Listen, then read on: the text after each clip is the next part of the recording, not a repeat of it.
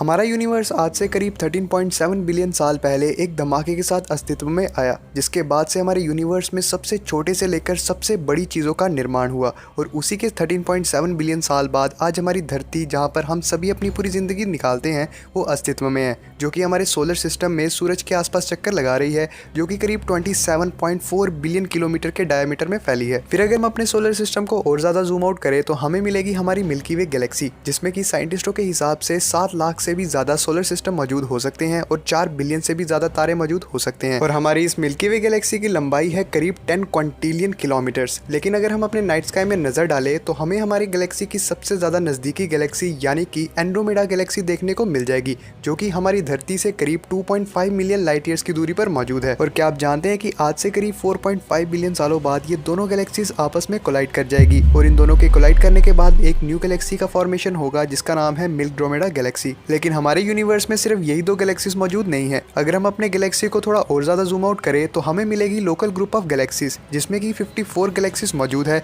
जिसमें कि Andromeda, milky वे Galaxy और बाकी ऐसी गैलेक्सीज भी मौजूद हैं। इसकी एक कोने से लेकर दूसरे कोने तक की लंबाई है करीब 10 मिलियन लाइट ईयर्स। फिर अगर हम अपनी इस लोकल ग्रुप ऑफ गैलेक्सीज को और ज्यादा जूम आउट करें तो हमें मिलेगा वर्गो सुपर क्लस्टर, जिसमें कि 100 से भी ज्यादा लोकल ग्रुप ऑफ गैलेक्सीज मौजूद हैं और इसकी एक कोने से लेकर दूसरे कोने तक की लंबाई है करीब 100 मिलियन लाइट ईयर्स। फिर इसे भी और ज्यादा जूम आउट करने पर हमें मिलेगा लैनिकिया सुपर क्लस्टर, जिसमें कि वर्गो सुपर क्लस्टर भी एक छोटे से डस्ट पार्टिकल जैसा ही दिखता है, जिसमें कि 1 लाख से भी ज्यादा गैलेक्सीज मौजूद होती हैं। और क्या आप जानते हैं कि इसकी एक कोने से लेकर दूसरे कोने तक की लंबाई है करीब 500 मिलियन लाइट ईयर्स। और इसी लैनिकिया सुपर क्लस्टर में हमारी मिल्की वे गैलेक्सी भी एग्जिस्ट करती है, जिसके अंदर हमारी पूरी की पूरी धरती समाई हुई है। और हमारे यूनिवर्स में सिर्फ यही एक क्लस्टर नहीं है, बल्कि ऐसे बहुत से क्लस्टर मौजूद हैं। हमारे पूरे यूनिवर्स में मौजूद सभी गैलेक्सीज आपस में मिलकर बड़े बड़े सुपर क्लस्टर्स बनाती है और यही बड़े बड़े सुपर क्लस्टर्स आपस में मिलकर कॉस्मिक यूनिवर्स को जन्म देते हैं। और यही कॉस्मिक यूनिवर्स हमारे पूरे यूनिवर्स को डिफाइन करने में हमारी हेल्प करते हैं। और इन सभी सुपर क्लस्टर्स के आपस में ज्वाइन करने की वजह से हमारे कॉस्मिक यूनिवर्स में काफ़ी ज़्यादा वॉइड्स भी क्रिएट होते हैं, जहाँ पर कुछ भी मौजूद नहीं होता। हमारे इस यूनिवर्स में 2 तरीके की फोर्सेस लग रही हैं।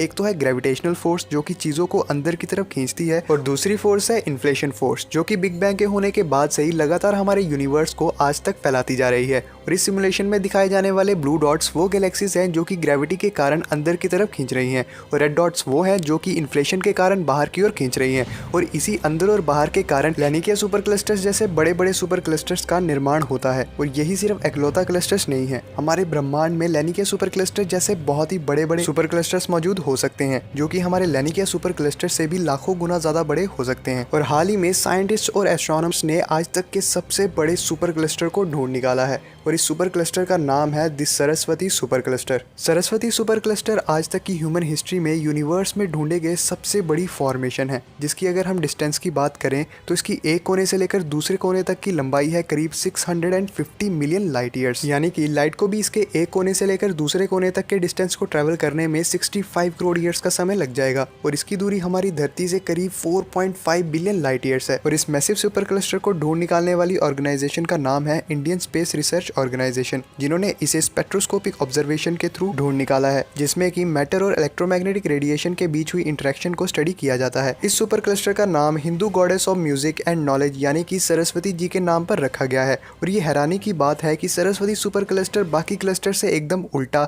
डार्क मैटर और डार्क एनर्जी डोमिनेटिंग क्लस्टर है। और साइंटिस्टों के हिसाब से सरस्वती सुपर क्लस्टर आइंस्टाइन की जनरल थ्योरी ऑफ रिलेटिविटी को एकदम सही साबित करने के लिए और जनरल थ्योरी ऑफ रिलेटिविटी को एनॉर्मस बॉडी पर अप्लाई करने के लिए एकदम सही जगह है।